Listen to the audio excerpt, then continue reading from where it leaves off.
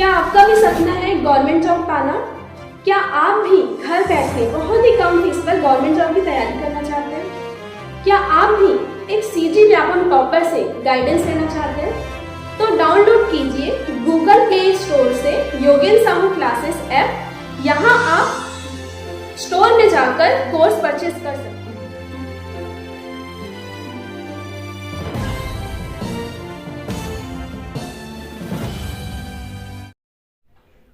Hello friends, welcome to Yogen Sahu online classes. आज से हम छत्तीसगढ़ के इतिहास से संबंधित क्वेश्चंस करेंगे, ठीक है, जिसमें प्राचीन इतिहास, मिडिवल और आधुनिक तीनों शामिल रहेंगे। ठीक, तो चलिए स्टार्ट करते हैं। पहला है छत्तीसगढ़ का प्राचीन इतिहास। पाषाण काल से संबंधित देखिए, चितवा डोंगरी की गुफाएं किस जिले में स्थित है? तो चितवा डोंगरी की गुफा कहाँ है? राजनांदगांव में। ठीक है, याद रखिएगा, चितवा डोंगरी की गुफा कहाँ है? राजनांदगांव में। ठीक है, चितवा डोंगरी की गुफा राजनांदगांव, जो प्राग ऐतिहासिक कालीन शैल चित्रों के लिए प्रसिद्ध है। नेक्स्ट है चवर ढाल पहाड़ी किस स्थित शैल चित्र का कौन सा चवर ढाल पहाड़ी पर स्थित शैल चित्र का स्थान कौन सा है? तो सिंघनपुर। ठीक है, सिंघनपुर कहाँ है? रायगढ़ में है। ठीक है, वहाँ चवर ढाल पहाड़ी कहाँ है? रायगढ़ में है। वहाँ क्या है? चवर ढाल पहाड़ी है वो शैल चित्र के लिए प्रसिद्ध है। छत्तीसगढ़ में निम्न स्थानों से पाषाण युग के औजार प्राप्त हुए हैं। तो कहाँ कहाँ से हुए हैं ये देख लेते हैं। सीधा हम बॉक्स को देख लेते हैं कि छत्तीसगढ़ में पाषाण युग के कार्यक्रम जैसे पूर्व पाषाण युग सिंघनपुर, ठीक है, मध्य पाषाण युग कबरा पहाड़, उत्तर पाषाण युग धनपुर, नव पाषाण युग अर्जुनी। ठीक है, तो ये तो कुछ कुछ नाम दिए हैं। ठीक है, इसे आप शॉर्ट ट्रिक के जरिए अगर आप याद करना चाहते हो तो यहाँ अगर मैं डिटेल में आपको बताने लग जाऊँगी तो ये वीडियो लंबा हो जाएगा। ठीक है, हम सिर्फ यहाँ पे क्वेश्चंस कर रहे हैं। अगर आप इसको शॉर्ट ट्रिक्स में याद करना चाहते हैं तो नीचे डिस्क्रिप्शन बॉक्स में लिंक दिया होगा, वहाँ से आप योगेन साहू ऑनलाइन क्लासेस ऐप्स के जरिए से कोर्स परचेस कर सकते हैं। ठीक है, वहाँ आपको इजी ट्रिक में सभी चीज़ आपको याद कराया जाएगा। ठीक है, जैसे इसका अगर ट्रिक बताऊँ तो पूर्व पाषाण युग में तो पूर्व सीएम आप ऐसे याद रख सकते हैं, पूर्व सीएम। तो यहाँ पे क्या हो जाएगा? पूर्व से पूर्व पाषाण काल, सी से मतलब सिंघनपुर, ठीक है, और म से महानदी घाटी एक और शामिल है इसमें जो पूर्व पाषाण युग में शामिल है। ठीक है, मध्य प्रधान काल में कर सकते हैं मकबरा याद रख सकते हैं। ठीक है, मकबरा, तो मकबरा से क्या हुआ? मध्य पाषाण काल, और कबरा से कबरा पहाड़ हो गया। ठीक है, तो ऐसे ही इजी शॉर्ट ट्रिक्स से आपको याद कराया जाएगा। ठीक है, अगर आप कोर्स परचेस करते हैं तो। ठीक, तो यहाँ पे मैं नहीं बता रही हूँ, तो आप उससे देख सकते हैं और सिर्फ ये क्वेश्चन भी सॉल्व कर सकते हैं। ठीक है, रायगढ़ जिले का सिंघनपुर प्रसिद्ध है शैल चित्र के लिए। ठीक, छत्तीसगढ़ राज्य में शैल चित्र लिए कौन सा जिला प्रसिद्ध है? तो रायगढ़ जिला प्रसिद्ध है। पूर्व पाषाण काल से संबंधित है सिंघनपुर की गुफा, हमने देखा था। पाषाण स्मारक कहाँ से संबंधित है? धनौरा। ठीक है, धनौरा कहाँ है? तो ये गढ़ धनौरा भी बोलते हैं इसको। ठीक है, गढ़ धनौरा कोंडागांव में स्थित है। ठीक, छत्तीसगढ़ के निम्न स्थानों से पाषाण युग के औजार मिले हैं। तो कबरा पहाड़ और कबरा पहाड़ से मिले। ठीक है, पाषाण युग के, ठीक, पाषाण युग के बोले तो मिले हैं कबरा पहाड़ से। ठीक है, सिंघनपुर के गुफा से कहाँ मिले? पूर्व पाषाण कालीन मिले हैं। ठीक है, और ये मध्य पाषाण कालीन कबरा पहाड़ से मिले हैं। ठीक, छत्तीसगढ़ के चितवा डोंगरी के शैल चित्रों की खोज सर्वप्रथम किसने की थी?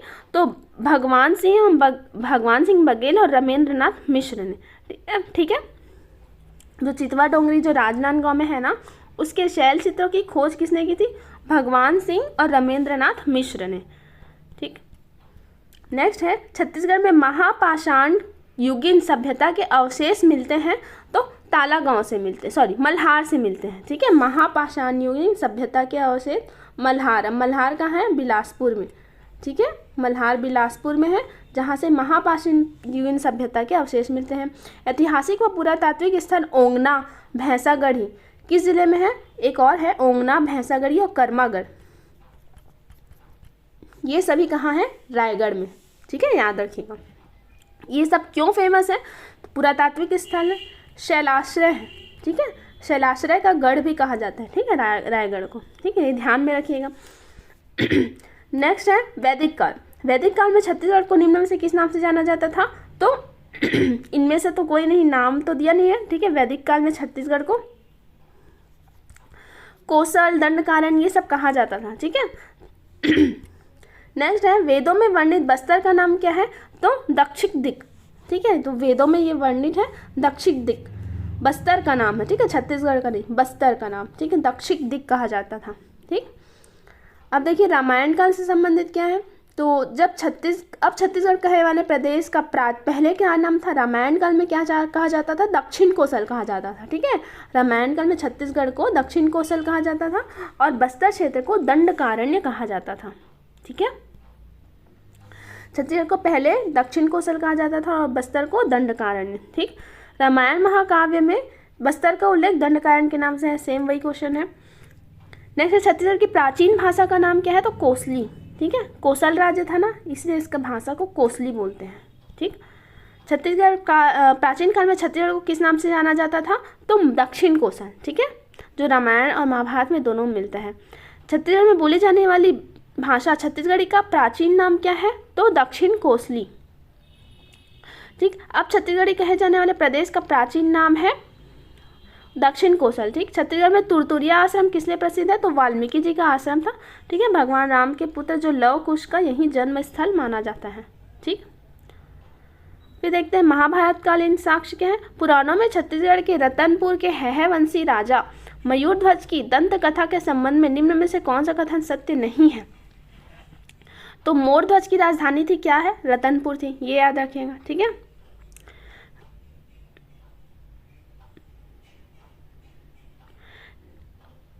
ठीक, देखते हैं मयूरध्वज हस्तिनापुर के पांडव राजा युधिष्ठिर का समकालीन था।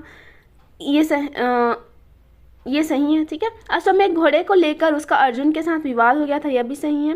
विवाद का समाधान युधिष्ठिर द्वारा कराया गया था, ये गलत है। मयूरध्वज ने इसके लिए अपने शरीर को आरे से कटवाया था। ठीक है, तो ये कुछ पुराणों में मिले हुए बातें हैं, तो इसे आप ध्यान में रख सकते हैं। ठीक है, मयूरध्वज हस्तिनापुर के पांडव राजा युधिष्ठिर का समकालीन था।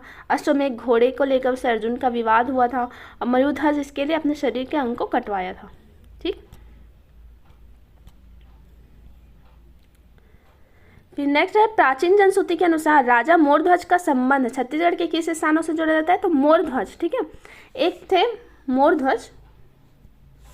ठीक, मोरध्वज थे, एक थे मोरध्वज और एक थे ताम्रध्वज। ताम्रध्वज साहू नहीं, ताम्रध्वज। ठीक, तो दोनों से रिलेटेड छत्तीसगढ़ में कुछ साक्ष्य मिले हैं। तो देखते हैं पहले मोरध्वज के बारे में। मोरध्वज का संबंध था आरंग और रतनपुर से। ठीक है, तो इन्होंने जब बंटवारा हुआ था ना राज्य का, तो इनको आरंग वाला क्षेत्र इन्हें प्रदान किया जाता। ठीक है, मोरध्वज को। ठीक है, और रतनपुर से भी ये संबंधित है। ठीक है, प्राचीन जनश्रुति राजा के अनुसार राजा मोरध्वज की राजधानी रतनपुर उस समय मणिपुर कहलाता था तथा उसके पुत्र ताम्रध्वज ने भी उसी क्षेत्र पर शासन किया, किंतु इन दोनों का संबंध रतनपुर और आरंग दोनों से था। ठीक है, बाद में ना मोरध्वज को आरंग राजधानी प्रदान कर जाती, मतलब आरंग क्षेत्र प्रदान कर दिया जाता है। ठीक है, और ताम्रध्वज रतनपुर से रहते हैं। ठीक, छत्तीसगढ़ में ऋषभ तीर्थ की जानकारी का साहित्यिक स्रोत क्या है? तो महाभारत। ऋषभ तीर्थ के बारे में हमें जानकारी जैन धर्म के हैं, ये इनकी जानकारी महाभारत से मिलती है। महाभारत के अनुसार छत्तीसगढ़ प्रदेश के किस ऐतिहासिक स्थल का नाम रत्नावलीपुरी था? तो रतनपुर। ठीक है, इसे मणिपुर भी कहा जाता था। ठीक है, मणिपुर भी कहा जाता था उस समय। अब देखते हैं कुछ तथ्य बौद्ध के संबंध में।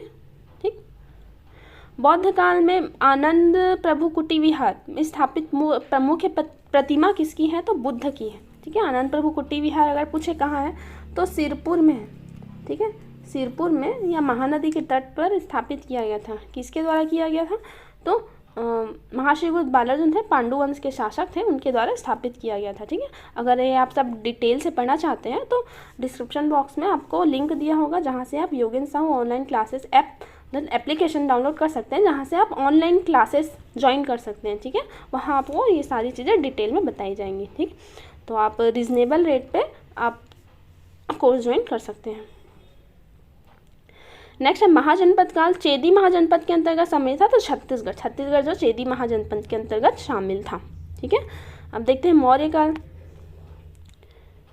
छत्तीसगढ़ में प्राचीन छत्तीसगढ़ का ऊपरी भाग मौर्य साम्राज्य में शामिल था। ठीक है, तो शामिल था।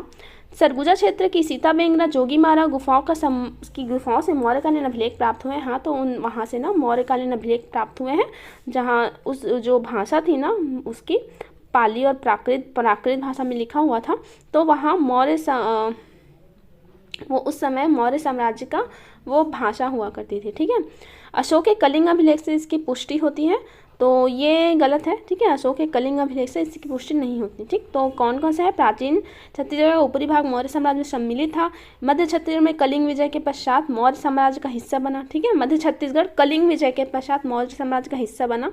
इसकी पुष्टि अशोक के अभिलेखों से नहीं होती। ठीक, जनश्रुति के अनुसार अशोक जब कलिंग विजय के लिए अग्रसर था तो वह छत्तीसगढ़ के सरगुजा क्षेत्र से गुजरा था, जिसका प्रमाण जोगीमारा की गुफा में स्थित शिलालेख में उसकी पाली भाषा और ब्राह्मी लिपि। ठीक है, पाली भाषा और ब्राह्मी लिपि है। साथ ही देवदत्त और सुतनुता के प्रणय की गाथा का उल्लेख है। ठीक, तो उपरोक्त तथ्यों से पता चलता है कि छत्तीसगढ़ मौर्य साम्राज्य के अधीन था। तो ऊपर वाला क्षेत्र था ना, ठीक है, ऊपर वाला क्षेत्र मौर्य काल से संबंधित है, ये ध्यान में रखिएगा।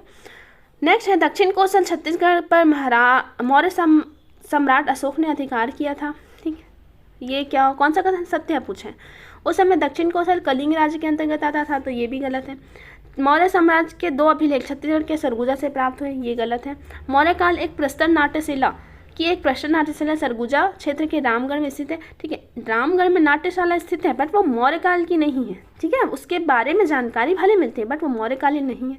ठीक, और ये जो दक्षिण कोसल पर मौर्य सम्राट अशोक ने अधिकार किया था, तो यह भी गलत है। ठीक है, तो इसलिए ये क्वेश्चन को विलोपित कर दिया गया। ठीक, सुतनुका नामक देवदासी का उल्लेख किस शिलालेख में हुआ है? तो जोगीमारा शिलालेख में नहीं है, एक्चुअली में ये शिलालेख नहीं है, जोगीमारा गुफा है, वहाँ इनका उल्लेख हुआ है। ठीक है, तो वहाँ शिलाओं में इनके बारे में उल्लेखित है, इसीलिए इसे शिलालेख कहा गया है। ठीक है, और सुतनुका और देवदत्त, इसको देवदिन भी कहा जाता है, कहीं कहीं पे देवदिन नामक उल्लेखित है। ठीक है, तो दोनों के प्रेम गाथा का उल्लेख है। छत्तीसगढ़ में कहाँ प्राचीन थिएटर के अवशेष मिले हैं? तो रामगढ़ में, वही सीताबेंगरा की गुफा को प्राचीन थिएटर कहा जाता है। ठीक है,